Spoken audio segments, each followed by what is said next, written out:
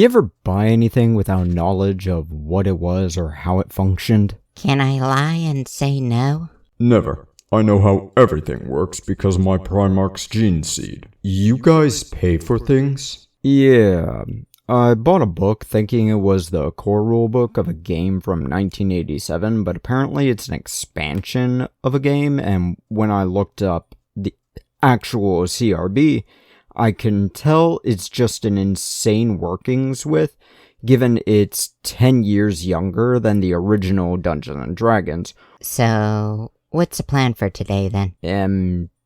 Shit, I don't know. Look, I'm going to need a bit of help.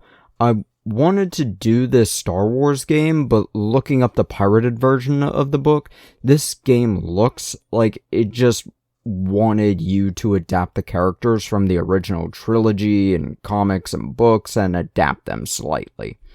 Had Force points, dark side points, and similar stuff for the Han Solos and the likes. Actually, I do have an idea. Let's see if I can find a copy of the CRB for it, and that was easy. Same website I used to pirate most of these ancient games. Neat! Of course, I don't think any of you will like this game, what ya, less than everyone else. Wait, why? I actually like these role-playing games you review. The games are often fun, except for a couple of them. Teenagers from Outer Space still confuses me. Wait, hold on. What ya more than the rest of us? What could this game possibly... I swear by the Golden Throne, David, if you're talking about becoming a member of Chaos in that game, I'm going to... Ain't going to do jack, what ya? And yes, I am going to be talking about the Black Crusade RPG. Actually, I should probably double check real quick. I haven't reviewed this before.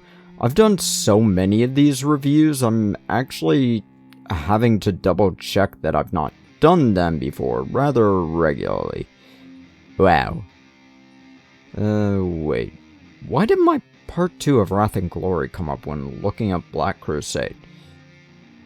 Did I put that as one of the key words for that video? Whatever. Doesn't really matter. I could have sworn I brought this game up with the Rogue Trader because one game's characters can be ported to the other, but this game is a Warhammer 40k setting game before the events of the 13th Black Crusade, where you play as a member of the Chaos Warbands. Now, talking about that, this game is a percentile system, and like Call of Cthulhu and Rogue Trader, it wants you to roll lower. Difficulty adds or subtracts to your skill. The easier it is, the more it adds, while the more difficult it is, the more it subtracts from your skill. Similar to Wrath and Glory, this game is primarily built around skills rather than ability scores, but there are ability scores, which this game calls characteristics. Each skill is directly tied to a characteristic, and you gain 1 to every skill for every 10 points in the associated characteristic. The characteristics are as follows: weapon skills, ballistic skill, strength, toughness, agility, intelligence, perception, willpower, fellowship, and infamy. I think these are similar to the Rogue Trader ones, with infamy being similar to, I think it was reputation? Now, there's a lot of stuff here, including the effects of gravity and such, because keep in mind you might not be playing a Space Marine, but some mortal trader or even a beastman. But passions are also a thing to keep in mind too, because ruinous powers specifically feed on your desires. Okay, so steps. Choose a race, generate characteristics, select an archetype, explore the passions, spend experience points, corruption and equipment, embrace the dark gods, and play the game. We're obviously going to be skipping the last two at least. Now, I'm going to give a quick rundown of what the different races give.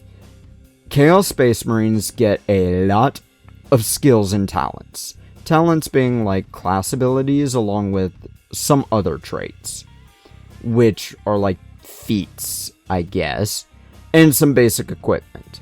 And human is much more customizable, getting some skills and the trait the quick and the dead, which just adds to the initiative roll. That's it.